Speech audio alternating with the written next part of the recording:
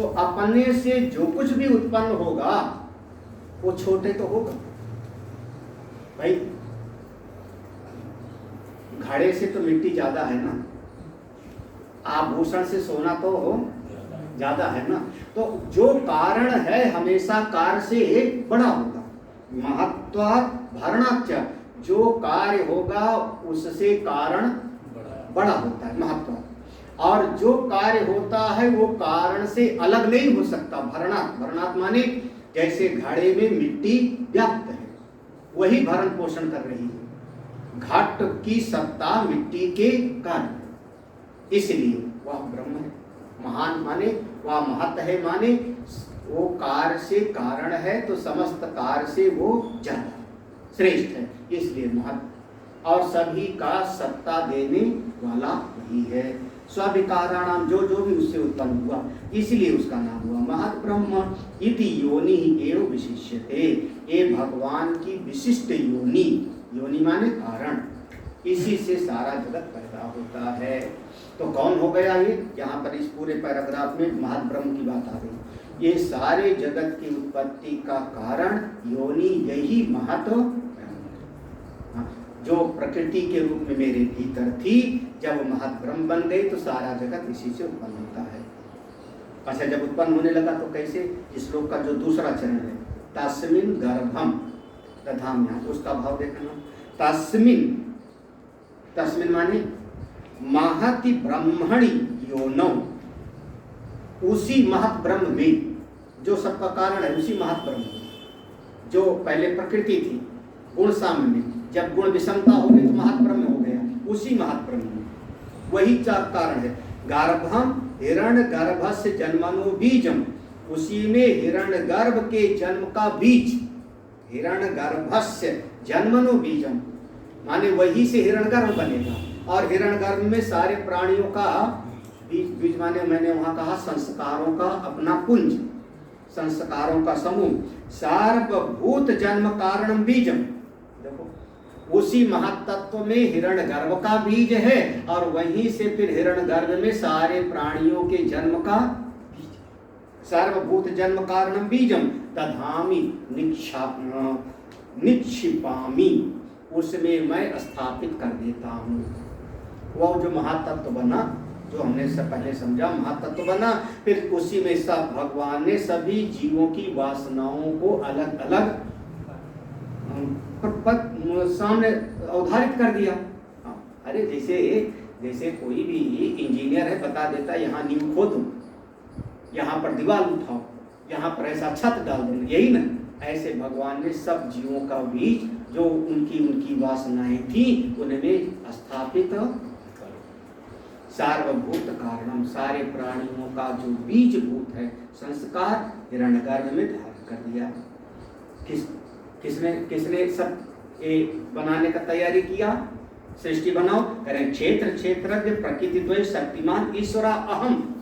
जो क्षेत्र और क्षेत्रज्ञ दो प्रकार की प्रकृति है, परा और अपरा, दोनों शक्तियां जिसकी हैं वही ना। कौन? मैं ईश्वर, मैं ईश्वर।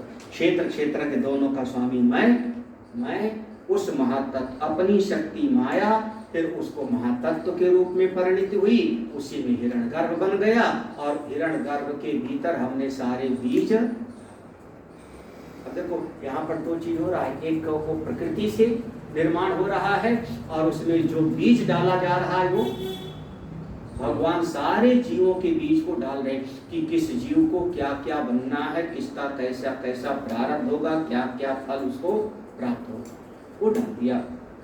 कैसे डाला भगवान ने? अविद्या काम कर्म उपाधि स्वरूप अनुविधायिनम क्षेत्रज्ञम क्षेत्रेण संयोजयाम इत्यर्थ। अरे ये जो जीव था कौन था? अविद्या कामना और कर्म, बार बार शब्द आ रहा है ना। अविद्या कामना कर्म उपाधि, यही जो उपाधि वाला जीव क्षेत्र की, इसी की चेतन में ये अविद्या की उपाधि हो गई, तो वही क्षेत्र ही जीव बन गया, कर्ता भोक्ता बन गया। अनुविधायिनम, उसको ले जाने वाला, आगे ले जाने वाला जो वह बीज है, संस्कार है, उसका मैं संयोग करा देता हूँ। क्षेत्रेण संयोजन, क्षेत्रज्ञ के, क्षेत्र के माने यहाँ पर यहाँ क्षेत्र का मतलब ईश्वर नहीं, यहाँ क्षेत्र का मतलब क्या हुआ? अविद्या काम कर्म से उपहित उपाधि जीव, उस जीव को क्षेत्र से संयोग करा देता हूँ। जाओ तुमको ऐसा शरीर मिले और ऐसा शरीर पा करके खूब अपने मन की भावना के अनुसार भोग करो, यही तो है। तो इत्यर्थ यही है। अब नीचे की श्लोक में नीचे की पंक्ति का बिल्कुल सरल सा अर्थ है। संभवः उत्पत्ति सर्वभूतानां हिरण्यगर्भ उत्पत्ति द्वारेण ततः तस्मात् गर्भाधानात् भवति हे भारत। संभव नीचे की उसके पंक्ति में संभव है श्लोक में, तो संभव माने उत्पत्ति, इसी से सब उत्पन्न होता है, हिरण्यगर्भ से। सर्वभूतानां सारे प्राणी कहाँ से? हिरण्यगर्भ उत्पत्ति द्वारेण, हिरण्यगर्भ की उत्पत्ति हुई, उसी से सारे प्राणी उत्पन्न होते हैं। तस्मात् इसलिए ऐसा समझो कि गर्भधानात् भवति, इस हिरण्यगर्भ से सब पैदा होते हैं। तो इस हिरण्यगर्भ में दो चीज आ रही हैं, जैसे समझो पुरुष और स्त्री के मिलने से प्राणी पैदा होता, मेल और फीमेल। ऐसे ही एक हुआ एक प्रकृति महत्तत्व और हिरण्यगर्भ, जो 3 गुणों वाली थी, 3 गुणों में विषमता हुई और उसमें संस्कारों का बीज डाला किसने? परमेश्वर ने। और उसके अनुसार ये दोनों को मिलने से अब सृष्टि आगे प्रारंभ हो जाती है। यहाँ पर ये श्लोक का अर्थ पूरा हुआ। चौथे श्लोक का अर्थ हम लोग साथ में देखते हैं। थोड़ा एक सबसे ज्यादा जो इस अध्याय में ये विषय पूरे 13वें अध्याय का एक तरीके से निचोड़ है। 13वें अध्याय का संक्षेप में ला करके यहाँ पे भगवान ने फिर से उसको एक बार स्मरण कराया है कि जो सिद्धांत बताया 7वें में, 9वें में, 13वें में, वो सिद्धांत यहाँ पर इतने में से।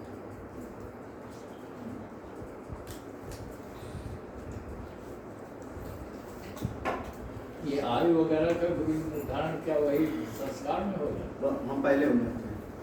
बिल्कुल। आयु कर्मम वित्तम च विद्या निधनम एव च पंचैतान सृजन्ते गर्भस्थस्यैव देहि। ये 5 चीजों का निश्चय हो जाता है। आयु, कर्म, किस प्रकार का कर्म करेगा, वित्तम, कितने धन का सुख पाएगा, कितना धन इकट्ठा करेगा, नहीं कितने धन का सुख पाएगा। कितने लोग इकट्ठा करके मर जाते हैं, भोग ही नहीं पाते, लड़के फिर शराब भी उड़ाते हैं। गली में महात्मा थे, जिंदगी भर गरीबी में जिए और जब मरे हैं तो 4 करोड़ निकला उनके कैश, बैंक में नहीं, कैश 4 करोड़। और नोट खर गंदी नहीं हो गई, जैसी रही हो, लेकिन आप जीते थे बस राम भरोसा।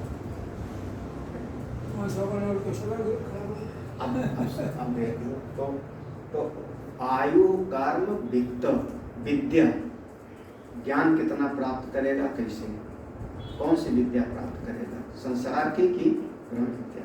और निधनम एवं, निधनम, निधनम माने किस प्रकार से मृत्यु होगी। आयु तो निश्चित है, पहले निधनम किस तरीके से करेगा, एक्सीडेंट से, युद्ध में वीर गति प्राप्त करेगा, तलवार से कटेगा, या बीमार होकर मरेगा,